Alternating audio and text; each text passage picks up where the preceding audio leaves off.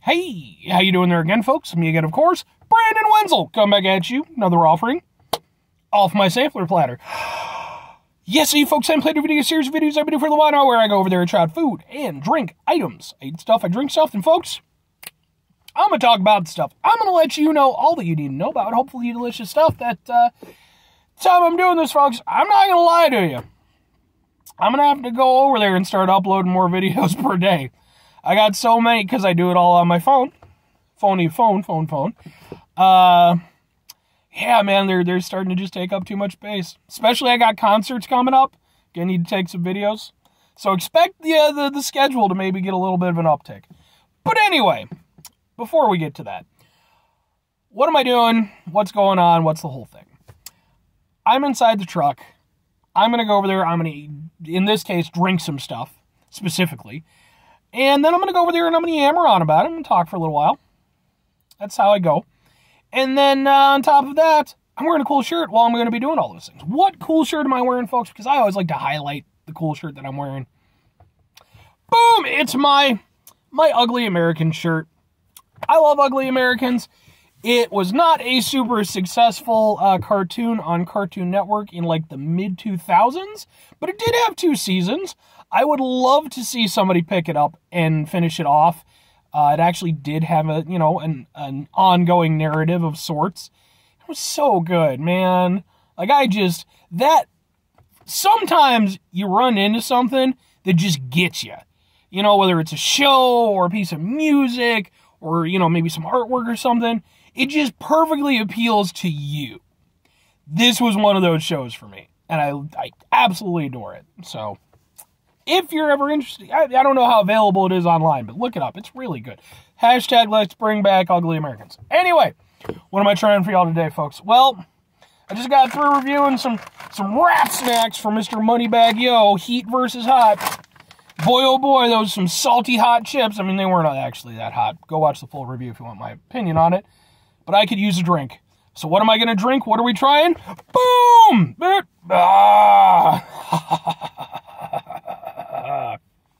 It's Freddy's root beer. Or Teddy's root beer. Sorry, Teddy. It's got the old-timey. It's caffeine-free, it's root beer, it's artificially flavored root beer. Which is not surprising at all, because root beer was originally flavored with an ingredient called sassafras. And, they went over there and they did some trials and stuff during, I think, the 60s or 70s, and they found that sassafras was a possible carcinogen. And so all root beers had to go over there and cut that out. In subsequent decades, we have learned that said study was being funded by the cola industry, who were kind of losing ground to root beer at the time. So, yeah, but still, it's kind of a thing. There's, like, some that actually do use it, but anyway, 130 calories, I don't care about any of this shit.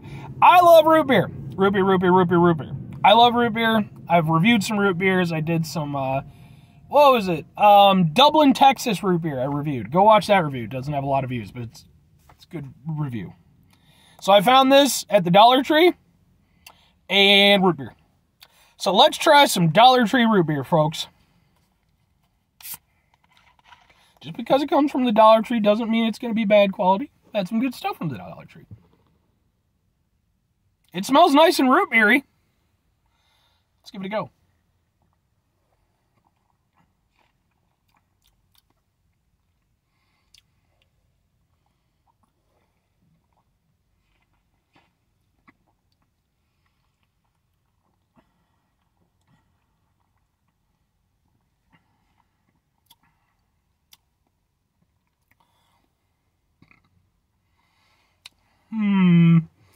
It's okay.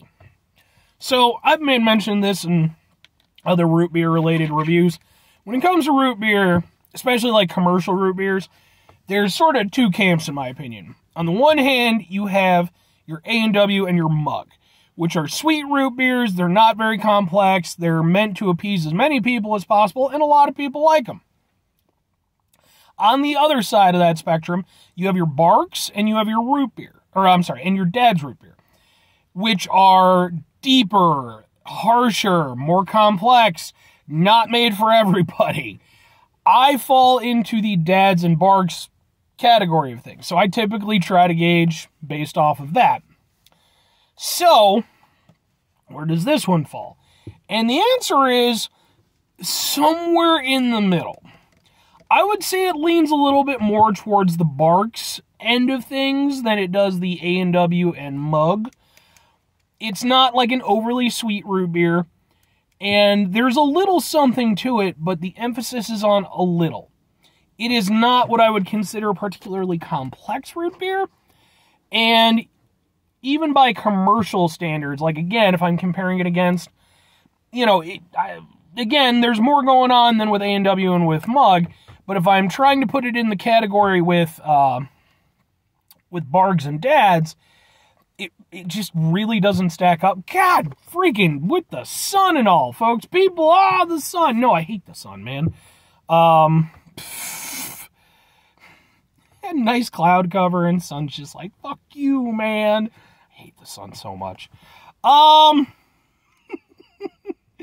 we're just gonna keep rolling with it, folks. The show must go on. So, yeah, okay.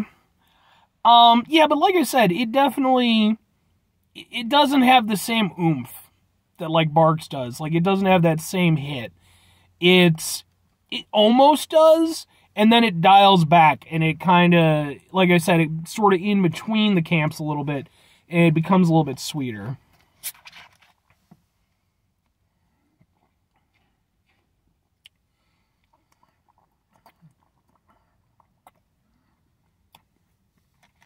Like, if you really swig it back, this is not a sipping root beer. And there are sipping root beers. 100% I will say there are sipping root beers. Like Virgil's. Virgil's is a sipping root beer. You don't want to chug that stuff. You want to savor it. There's a lot of stuff going on. This one is a chugging root beer. Because if you go over there and actually take a good swig and let it really kind of, you know, make its way down your palate, you can taste that there's a little bit more going on. But I wouldn't say it's particularly great. In fact, I would say it's very, at best, okay. I mean, I don't know if Teddy's is supposed to be, you know, Teddy Roosevelt, kind of what it seems like. I don't think that this is a root beer that Teddy would approve of, personally. I get the feeling like he'd want something a little bit more kick to it. It's okay, but, yeah, man, for me, two questions have to be asked. Would I get it again? Would I recommend it? No, and kind of, but mostly no. No for me, because at the end of the day, while I would say I maybe prefer it. I definitely prefer it to mug. I might actually give it to A&W over this, just because even though that is on the kind of the more commercial end of the root beers, at least it's got a certain creaminess to it and stuff like that. You know, it knows what it wants to be. With this, it feels like it's just kind of half-assing it. It's not putting itself fully one way or the other.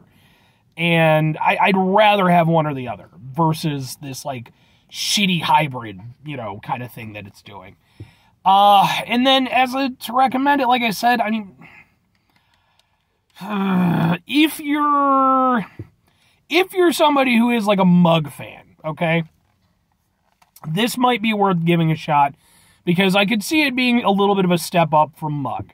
So if you want to go over there and try a root beer that's got maybe a little bit more going on to it, but still, you know, not too far away from the wheelhouse you're used to, this kind of works in that regard. It could be a little bit of a bridge for, you know, people who are kind of, you know, one way or the other as far as, you know, their preference towards root beer. I mean, it's not bad. I do want to emphasize that. All hyperbole aside, it's not bad. It's just, it's not great or even particularly good. It's just very meh. So, sorry, Teddies. I love root beer. You're not a bad root beer, but you're not a very remarkable root beer either. Anyway, 5 things before I get out of here. Have yourself a great rest of the day, spectacular rest of the week, monumental rest of the month, stupendous rest of your folks. You can go over there and have yourselves a truly root beer-tastic rest of your life. And I mean proper root beer. And what do I mean by proper root beer? I'm not going to be a root beer gatekeeper. When I say root beer-tastic, I mean whatever root beer is your personal favorite. Even if it is something like Teddy's. It's not my favorite, but if you're a mug person, I'll drink some mug every now and again. Final two things. Number one, try to bring some positivity in the world. It's not always possible. It is, however, always appreciated, but can't do it all the time. I know I can't do it all the time. Here's what you're going to do, folks. First of all, you're not going to go over there and do a review in a spot where the sun will go over there and blind you for the majority of the review. I believe you can do that. But even if you got the sun blinding you, it's important to go over there, take a step back, try to mitigate the level of assholishness in our lives, hopefully do better for ourselves and for those around us. Very final thing, folks, do the thing. Whatever the thing is for you, that's what I want you to go out and do. Folks, maybe you're going to go over there and you're going to watch this video, and maybe you're going to see my plight that I have to deal with the sun, and you're going to be like, you know what, that Brandon guy, I feel for him. So here's what we're going to do. We're going to use super technology, and we're going to build a Dyson sphere, okay? If you watch Star Trek The Next Generation, which you all should, you know exactly what I'm talking about. Not only will we go over there and harness the power of the sun, we'll block out its stupid, annoying-ass light, and then we'll become a Class 3 civilization, which is a thing in science fiction.